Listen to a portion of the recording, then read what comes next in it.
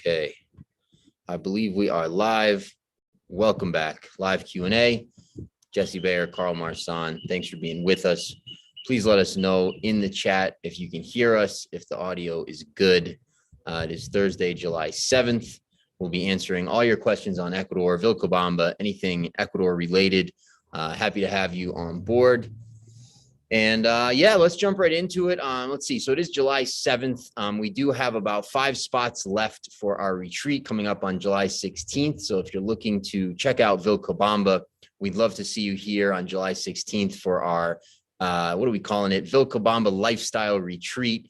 This is a really fun 8-day retreat. It's sort of an Ecuador 101, Vilcabamba 101, sort of a, an Ecuador boot camp, if you will. It's beautiful hotel, massages, relaxation, trips all over, live Q&As, panels, discussions, integrating into the community, checking out real estate, checking out the different areas, tours, etc. Lots of fun activities. So if that's something you're into, July 16th is the first one. We'll be running another one.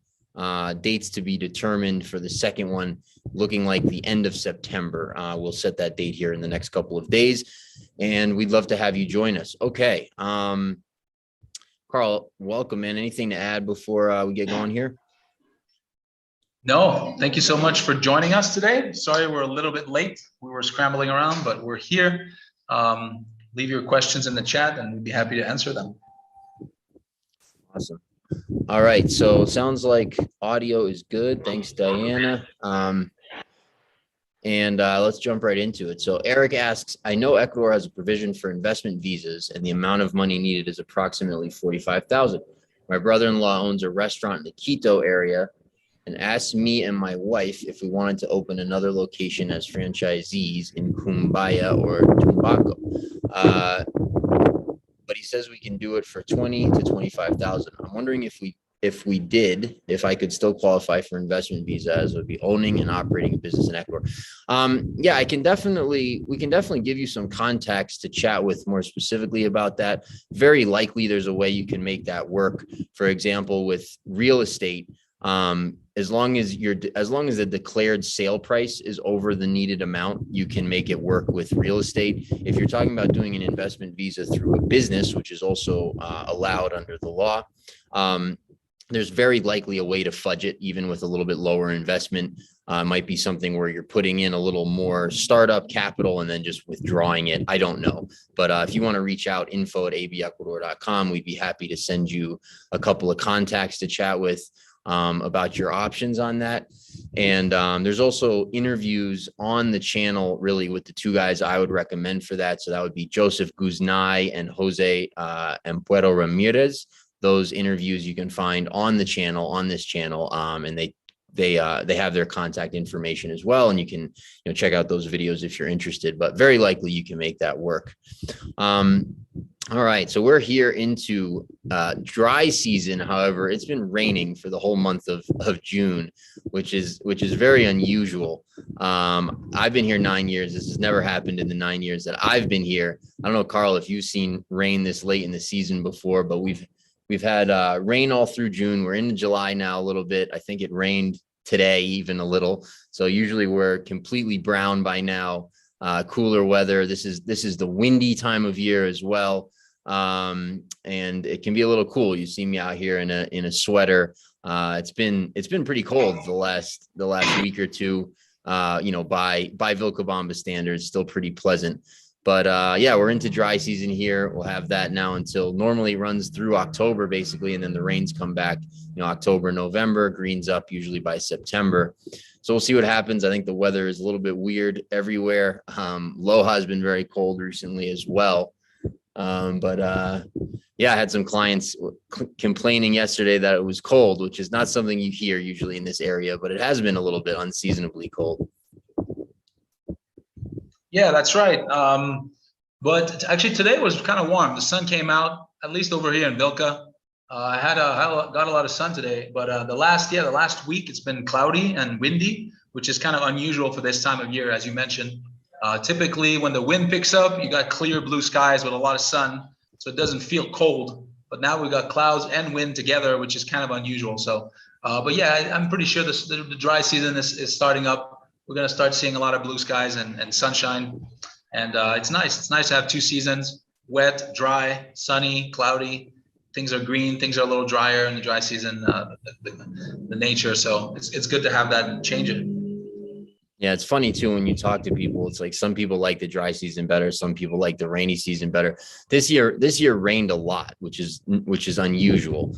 Normally on rainy season, I prefer that. Although last year's dry season was spectacular, so completely up to personal preference.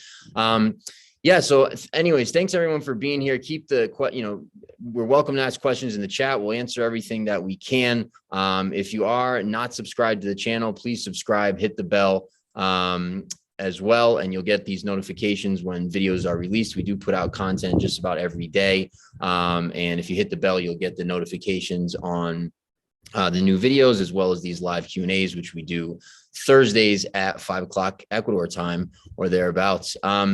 Rich asks, I've been in Cuenca for a month and have felt 2 minor earthquakes, but many of the buildings here are built of brick. How does that work? Yeah, that's outside of my area of expertise. We work with a lot of builders who probably could give you great answers on those questions. On the coast and up north, they certainly build very specifically, and they're regulated to do so anti-seismic specifications. In the south, not as much, because this is not a common area for large earthquakes, but certainly the structural component of a building are taken into consideration if you're working with any, a good architect, and you need to should have the structural engineer on there as well. And they do take that into consideration. I don't know too much about brick and its anti-seismic capabilities. I think it's not very, I think it breaks, right? But I'm not, that's outside of my area of expertise.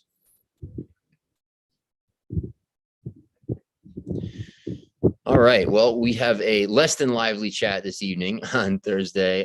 So I guess we can chat here for a minute about a couple of other things while we wait for the questions to roll in. If it's not, if people are not asking too many questions tonight, we'll probably jump out of here early. Can get to some family stuff, get to some dinner, which I'm looking forward to. But again, we'd love to see you here on the 16th for our retreat. It's going to be a really fun week. Definitely hoping to provide a ton of value to you guys who are going to come down for that. All right. Brian asks, are most of the buildings cement and rebar, pier and beam, basically? Then they fill in the gaps with cinder block and brick facades. Yes, that's very common. The cement and rebar is very common. Steel frame is also very common. You do get some adobe construction as well. And yeah, that tends the cement and rebar and steel frame seem to be the most common. Turkey was like that. Interesting. I've never been to Turkey. It's an interesting part of the world, a place I'd love to visit. I have some good friends actually that live out there. Okay. So yeah, what do you do when there's not a lot of questions? This hasn't happened a whole lot before. So I don't know, anything on your mind, Carl? Yeah, I thought we could go a little more into building, maybe, since it's a question that people like to ask about. And I see a few other questions that came in. So why don't we go to those? Sure. So Nathan asks, where's the best place to get artisan clothes? Cuenca, Loja, or Vilca? Thinking about shopping while on the way. Thank you both for all the contacts. See you soon. Artisan clothes. I guess you mean what, sort of handmade clothes? I don't even know exactly what that means, but I guess Vilcabamba has a lot of that stuff. But you find that stuff all over the country at the different markets and things like that. I don't know, you might know more about that than I do. Yeah. Well, I mean, that nice sweater you're wearing, that's an artisan made sweater, alpaca, right? Something like that. Ecuador makes a lot of those types of clothings. In Otavalo up north, where some indigenous communities live. That's sort of the general area where a lot of this stuff is made. And so you can find it all over the country, but it's very, very good quality. It's made with natural materials most times. And it's pretty inexpensive, actually. So you can find shops in Vilcabamba that have those. But if you go up north, Quito, Otavalo, you'll find some big markets with, just the most variety of those types of really nice blankets, warm blankets. You can find cool hats, mittens and gloves and then socks and, all of your, nice sweaters like this, ponchos, and it's all made here in Ecuador with natural materials and beautifully made, handmade. Yeah. Yeah, and then we did an interview recently with Susan on the channel, who has a business exporting some of those goods. The blankets especially are really amazing. And yeah, you're absolutely right. Those are all great examples. Okay. Hey from Machala. Hi, Brigitte. Thanks for joining us. Brad asks cost of property. I mean, that's an impossible question to answer. We can cover that subject certainly. But the value of real estate here, of property, varies significantly by region, by area, by neighborhood, by, even areas in a valley. We can cover briefly, if you want, our area. So basically here in the Loja region, the city, Loja, is what drives prices, Loja and Lojanos. So if you're in the city, you're anywhere from about $100 a square meter for property, for land, up to as much as probably at this point, probably $2,000 a square meter or more, right in the center. And then that's, of course, not including construction. So it all depends on the neighborhood, right? Like anywhere you are. If you're in, if you're a little bit on the outskirts of the city, lots are a little bit cheaper. If you're right downtown, they're much more expensive. There's certain neighborhoods that are considered the high value neighborhoods, places like Amable Maria and Rodriguez Wheat are the nicer neighborhoods, a couple of the nicer neighborhoods in Loja. And then from there, the surrounding region is really driven by demand out of Loja. So the valleys that are most sought after are the Malacatos Valley, which includes places like Landangui and Taxiche, and then up into San Pedro and then Vilcabamba. So those are really the most sought after areas. As you get west of Malacatos or south of Vilcabamba, the prices drop pretty quickly. And so you could be looking at, for small lots, you could be looking at, anywhere from a few $100s a square meter and the most sought after spots in, along the main road in Malacatos, down to about $10 or $15 a square meter for small lots. I'm talking about as you get, a little bit further from those towns, but still in those valleys. Then as you get further out, prices get much lower from there. So if you're in, Kinara or Yangana, or you get out, past Vilcabamba and the road towards El Tambo, or even up, further out up towards Via Porunuma, which is another road west of Malacatos, you're going to get much, much lower than that. For large properties, that's a whole nother conversation, right? So there's parts of the country, even in this region, where you can still find stuff, between 1,000 and 5,000 a hectare pretty commonly. There's other areas where you're going to be paying, in Vilcabamba, for example, for a nice hectare, you're paying $150,000, $200,000 for a really, really prime hectare, and Malacatos even a little bit more. So, very varied on prices. Same with homes. So, you can build here. We're building a house right now that I think is going to be really nice, really nice materials. It's coming out to about $430 or so a square meter. That's a little bit on the low end of nice construction. You can go all the way up to $800 or $1,000 a square meter, and again, for a little bit more luxurious. But that's kind of your price to build. I don't know. I'm sure I left a lot of stuff out. Anything to add there, Carl? No, I think that was really good. Yeah, I just want to mention, like you said, I see some really good opportunities if you have a little more capital for these big pieces of land, where you can go to like $1,000 to even $500 a hectare, which is 10,000 square meters. A hectare is 2.5 acres, so $500 for 2.5 acres for these larger pieces of land, like 500 plus hectares. So you're looking at $500,000 potentially, but you get like a lot of land. There was a property that sold maybe a few years ago. It was 2,000 hectares, right? So that was 5,000 acres, and it sold for around $500,000. Is that correct? So that was very cheap. But those are kind of unusual. But if you're looking at buying like a big piece of land, there's some really good opportunities for those type of price ranges. Yeah, and there's some beautiful areas that are, a little bit further out where land is really cheap. That's true, all over the Orient, the Amazonian region. Excuse me, it's true inland on the coast. It's true. There's some areas south. I really like. There's some beautiful roads, south of south of Gonzanama or south of Catama. I'm sorry. What would be west of Gonzanama or west of Catamayo. There's some really beautiful areas out there, like that road between Catamayo um, and Zapotillo that runs through Celica and all those areas. Really beautiful. Land is much less expensive out there. Again, you're going to be further away from expats completely, so you'd have to be comfortable with that, which I think is can be great actually. But really, really beautiful land out there, and beautiful areas, great weather, great places to grow food, lots of amazing agricultural land all over the country.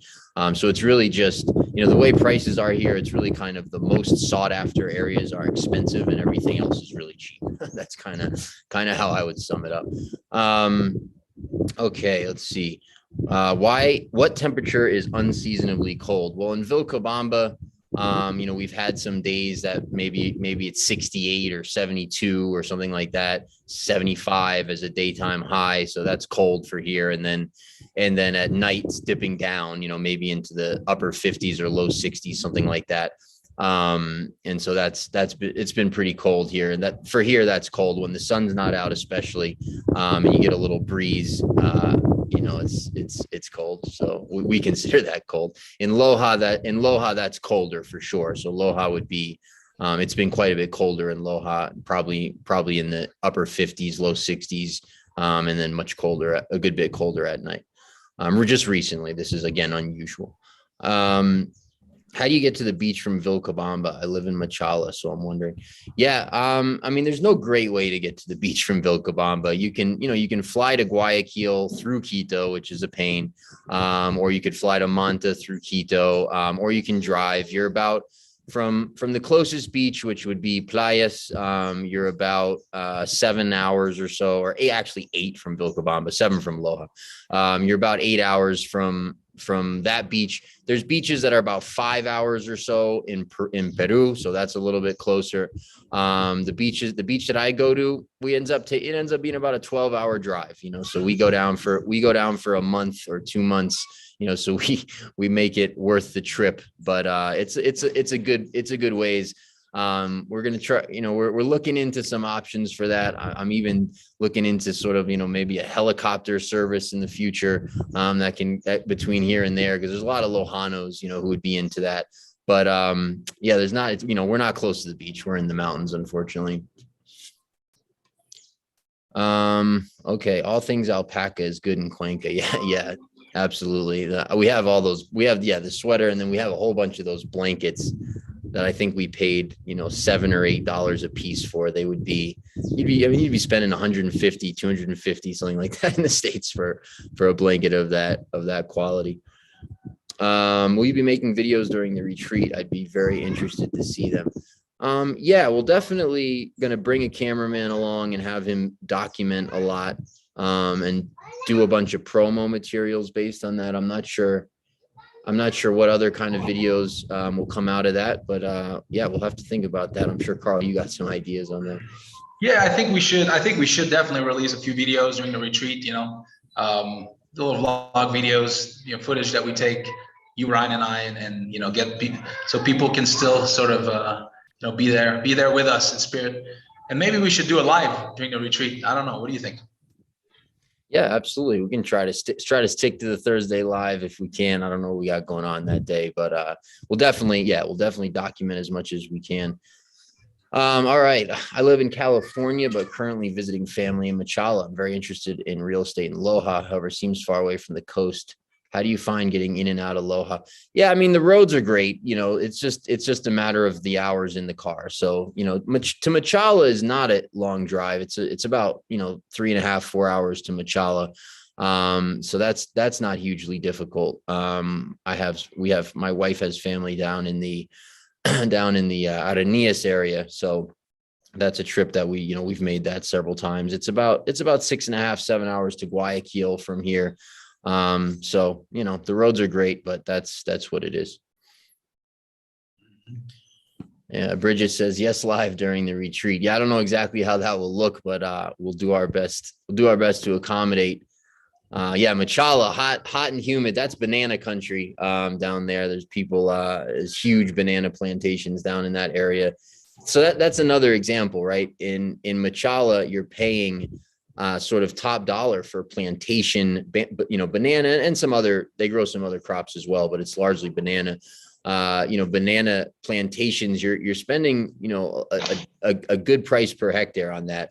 Whereas those similar growing conditions are available in other parts of the country that are not as sought after, for a fraction of the price. So that's another good example of sort of how that works here in Ecuador. It's like when an area gets popular, either to live or for a particular agricultural, crop or opportunity, people pile in, the market reacts, it gets expensive, and the rest of the country is still doing its thing, more or less.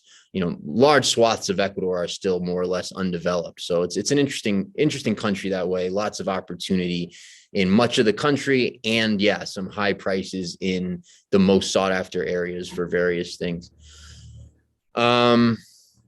All right. Edwin says there's a beach in Machala. I think it's called Hambali. Yeah, that's right. I think that is Hambali. I think if I'm not mistaken, is that an island? That's the right. Island. Yeah. Yeah, that's an island. I don't remember if that's more off of Machala or off of Artanias, but yeah, I've never been out there. But yeah, people go out there. I've heard it was like really crappy, and then I heard it had gotten nicer, but I don't really know. I've never been out there. Rich says, do you have any roadblocks during the Pardo in your area? We did not. So in this area, we did not have any roadblocks. Now it depends how large you want to refer to as the area. Like in Saraguro, which is about 2 hours or so from Vilcabamba, they were blocking the roads. I think in Oña as well, in that area, they were blocking the roads. But yeah, that's a couple hours away. Those were the closest road closures. There might have been a day or two the road was blocked to Zamora. I had heard that. I don't know actually if that's accurate or not, but Zamora is about an hour away or so. That may have been blocked for a day or 2 days. Did you hear about that at all? No, I haven't heard of that. Yeah, you mentioned the road between Loja and Cuenca was blocked. That's about an hour and a half from north of Loja. And there was one day, Jesse, where some people from Saraguro blocked the road between Loja and Vilcabamba, just for like half a day over there by Capuli. And, that was it. So nobody really could tell. I mean, it was very quick. It was kind of far for them to come all the way down here. Okay. Yeah. I didn't even hear about that. Yeah. I heard rumors that they were going to block it one day, but then I went to Loja that day. So with no problem. All right, cool. So again, thanks guys for tuning in. Thanks for all the questions. Let us know in the chat if you got anything else you want us to answer before we jump out of here. Yes, you could come to Hambali. It's an island for tourists. Yeah. Again, I've never been out there. Is it nice, Brigitte? Have you been out there? What do you think of the island? Are the beaches is a nice place to visit? All right. And Carl, I don't know if you got some last words or a last subject here you want to touch on before we jump out of here. Can't think of anything right now. Just for all our viewers, if you want to come here, if you want to visit us, shoot us an email, info@abecuador.com or carl@abecuador.com or jesse@abecuador.com, and we'd be happy to answer you and answer your questions. If you're looking in real estate here, you have any questions about relocating here, we can set you up with professionals. And we love to help people get settled here. This is a great place to live.